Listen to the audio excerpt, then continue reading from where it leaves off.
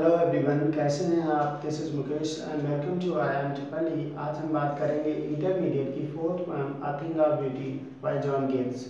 John Keats को हम एक इंग्लिश रोमांटिक पोएट के रूप में भी जानते हैं, जिनका जन्म 31 अक्टूबर 1795 में हुआ था और जिनका स्वर्गवास 23 फरवरी 1821 में हो चुका है। जिन्होंने अपना फर्स्ट एपिक एंडीमियन लिखा था और जो पब्लिश हुआ था 1818 में, उसी एंडीमियन एपिक से लिया गया है ये poem a thing of beauty. A thing of beauty title उस पोएम की पहली ही लाइन से लिया गया है। जो पोएम एक एंडीमियन नाम के यंग शेफर्ड के बारे में है और जिसको सिंथिया नाम की मून गॉडेस से प्रेम हो जाता है, जिसको ढूंढने के लिए वो निकल पड़ता है। चलिए देखते हैं कभी इस कविता में क्या बताते हैं। A thing of beauty is a joy forever. Its loveliness increases. It will never pass into nothing else. कवि कहते हैं जो सुंदर चीज़ें होती हैं वो अनंत आनंद का स्रोत होती हैं। अर्थात सुंदर चीज़ों को जब हम देखते हैं तब तो हमें आनंद मिलता ही है, लेकिन जब हमारी वो स्मृतियों में होती हैं तब भी वो हमें आनंद ही प्रदान करती हैं। It's loveliness increases. सुंदर चीज़ें जो होती हैं वो हमेशा उनकी सुंदरता बढ़ती ही रहती है और कभी भी वो ख़त्म नहीं होती है। But we'll keep our quiet for us and sleep full of sweet dreams and health and quiet breathing. लेकिन सुंदर चीज़ें जो होती हैं हमें एक शांत स्थान प्रदान करती हैं, जिसमें हमें एक स्वप्नों से भरी अच्छी नींद आती है और स्वप्नों से भरी जो अच्छी नींद होती है वो हमें स्वास्थ्य प्रदान करती है और स्वास्थ्य होने पर हम एक चैन की सांस ले पाते हैं। Therefore on every morrow are we reading a flowery band to wind us to the earth. इसीलिए प्रत्येक दिन हम एक पुष्पमाला तैयार करते हैं अपने आप को पृथ्वी से बांधे रखने के लिए। अर्थात जब हम सोकर उठते हैं, अच्छे सपनों की जो हमारी स्मृतियाँ होती हैं वो हमें पृथ्वी से जुड़ने में बहुत ज़्यादा मदद करती हैं और हमें मजबूत बनाती हैं। Despite of despondence of the inhuman death of noble natures, of the gloomy days, of all the unhealthy and over-darkened ways, और इन सारी स्थितियों के बावजूद भी, निराशा के बावजूद, of the inhuman death of noble natures, अच्छे स्वभावों में अमानवीय कमी के कारण और हमारे उदासीन दिनों के कारण, of all the unhealthy and overdarkened ways, और जो हमारे गंदे और निराशा युक्त रास्ते हैं, made for our searching yes, in spite of all some shape of beauty moves away the pall from our dark spirits.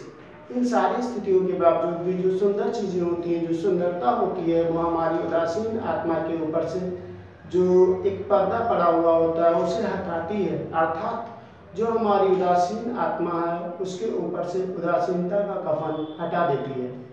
चलिए कविता के हम कुछ मेजर पोएटिक डिवाइसेस की बात कर लेते हैं। Nobel natures. नोबल नेचर्स जहाँ पे कॉन्सोनेंट साउंड 2 बार आई हुई है, यहाँ पे आपका क्या है, एलिट्रेशन है।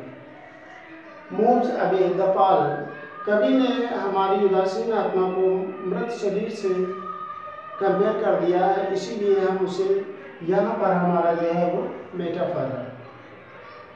इस स्टैंजा में कवि हमें सुंदर चीज़ों के बारे में बताते हैं, जैसे कि such the sun the moon trees old and young sprouting a shady moon for simple shape. कवि कहते हैं कि जो सूर्य है, चंद्रमा है, छोटे बड़े पेड़ पौधे हैं, वो साधारण भेड़ों के लिए एक छायादार वरदान प्रदान करते हैं। And such are daffodils with the green world they live in, और जो नरगिस के फूल भी हैं वो हरे भरे जंगल में उगते हैं। And clear rills that for themselves a cooling covert make against the hot season, और जो स्वच्छ जलधाराएं हैं वो भी एक गर्मी के मौसम में छायादार स्थान, एक अर्थात एक शांत और शीतल स्थान प्रदान करती हैं। अर्थात कहने का मतलब ये है कि जो सुंदर चीज़ें होती हैं वो हमेशा आनंद ही देती हैं।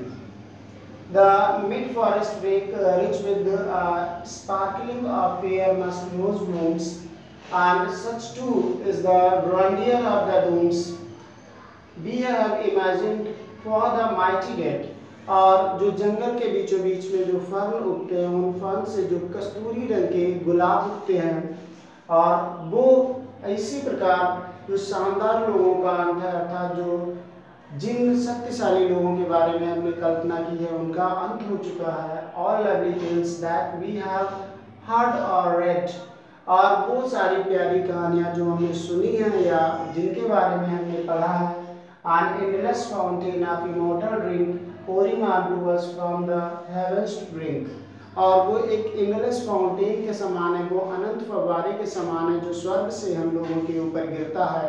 अर्थात वो महान लोग जिनकी महान कविताएं, जिनकी महान पुस्तकें, जिनको हम पढ़ते हैं, आज भी वो एक आनंद का स्रोत है, अर्थात वो भी सुंदर है। बात करते हैं इस स्टैंजा की पोएटिक डिवाइसेस की, तो simple sheep and cooling covert, simple sheep and cooling covert, यहाँ पे आपकी कॉन्सोनेंट साउंड जो है वो रिपीट हुई है, तो कॉन्सोनेंट साउंड आपकी क्या होती है, रिपीट होने पर उसे एलिट्रेशन कहते हैं। माइटी डेथ, जहाँ पे माइटी और डेथ दो विरोधात्मक शब्दों का प्रयोग किया गया है, इसको हम ऑक्सीमोरॉन कहते हैं। चलिए बताइएगा आपको कैसा लगा वीडियो कमेंट बॉक्स में, और अगर अच्छा लगा हो तो लाइक शेयर एंड सब्सक्राइब करिए।